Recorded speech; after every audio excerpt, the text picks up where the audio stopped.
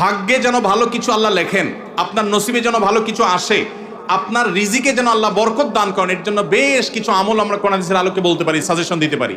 বরকত যদি চান, এক নম্বর হলো ঈমান এবং তাকওয়া লাগবে। আল্লাহ বলেছেন ওয়ালাউ আন্না আহলাল কুরআ আমানু ওয়াত্তাকাউ লাফাতাহনা আলাইহিম বারাকাতিম মিনাস সামা।